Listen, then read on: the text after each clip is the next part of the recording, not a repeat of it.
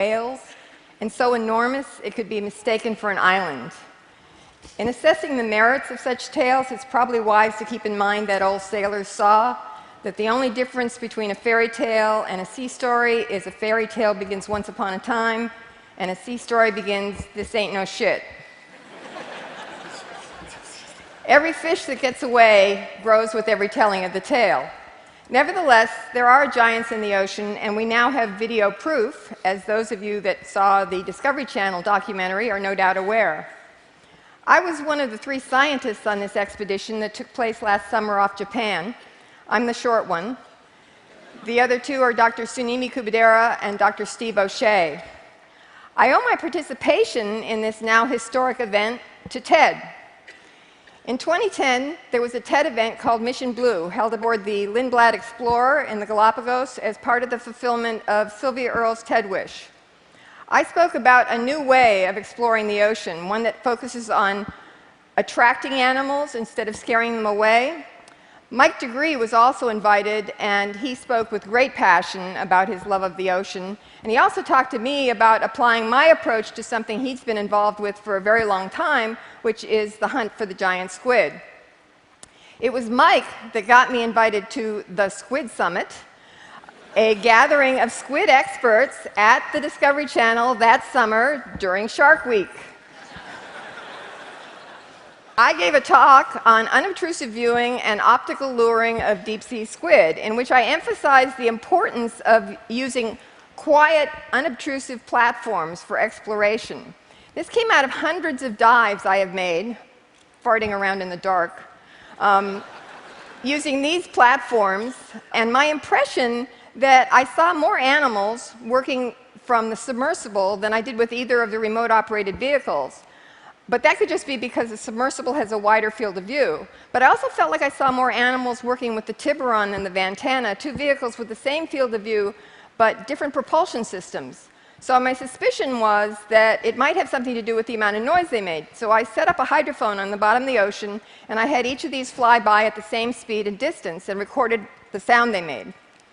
The Johnson Sea Link, which you can probably just barely hear here, uses electric thrusters. Very, very quiet. The Tiburon also uses electric-powered thrusters. It's also pretty quiet, but a bit noisier. But most deep diving ROVs these days use hydraulics, and they sound like the Ventana. I think that's got to be scaring a lot of animals away. So for the deep-sea squid hunt, I proposed using an optical lure attached to a camera platform with no thrusters, no motors, just a battery-powered camera, and the only illumination coming from red light that's invisible to most deep-sea animals that are adapted to see primarily blue. That's visible to our eye, but it's the equivalent of infrared in the deep sea. So this camera platform, which we called the Medusa, could just be thrown off the back of the ship, attached to a float at the surface with over 2,000 feet of line. It would just float around, passively carried by the currents, and the only light visible to the animals in the deep would be the blue light of the optical lure, which we called the electronic jellyfish, or e-jelly, because it was designed to imitate the bioluminescent display of the common deep-sea jellyfish Atolla. Now, this pinwheel of light that the Atolla produces is known as a bioluminescent burglar alarm, and it's a form of defense. The reason that the electronic jellyfish worked as a lure is not because giant squid eat jellyfish, but it's because this jellyfish only resorts to producing this light when it's being chewed on by a predator. And its only hope for escape may be to attract the attention of a larger predator that will attack its attacker, and thereby afforded an opportunity for escape. It's a scream for help, a last-ditch attempt for escape, and a common form of defense in the deep sea. The approach worked. Whereas all previous expeditions had failed to garner a single video glimpse of the giant, we managed 6, and the first triggered wild excitement. Oh my God! Oh my God! Are you kidding me? Oh,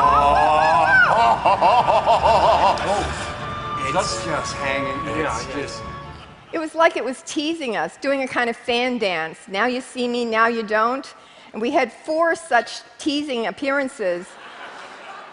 And then on the 5th, it came in and totally wowed us.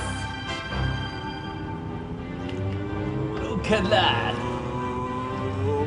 Bang! Oh, yes!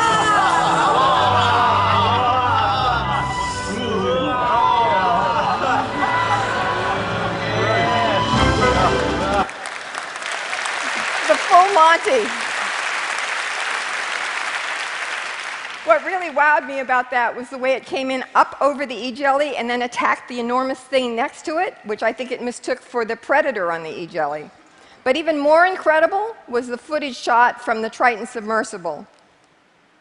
What was not mentioned in the Discovery documentary was that the bait squid that Dr. Kubadera used, a 1-meter-long diamondback squid, had a light attached to it, a squid jig of the type that longline fishermen use.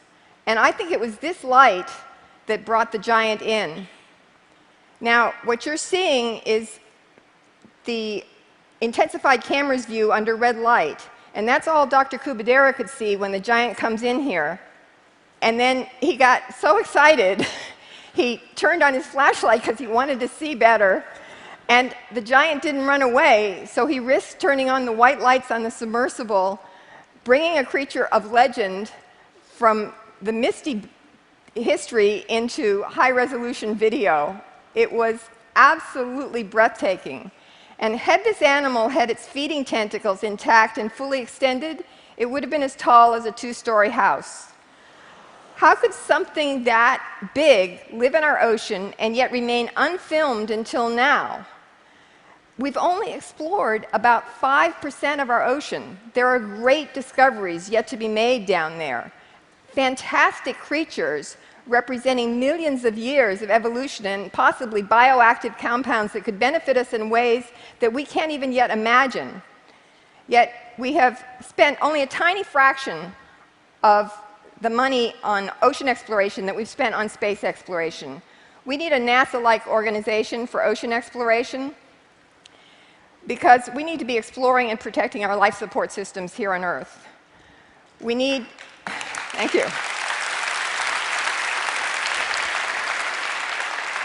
Exploration is the engine that drives innovation. Innovation drives economic growth. So let's all go exploring, but let's do it in a way that doesn't scare the animals away, or as Mike Degree once said, if you want to get away from it all and see something you've never seen, or have an excellent chance of seeing something that no one's ever seen, get in a sub. He should have been with us for this adventure. We miss him.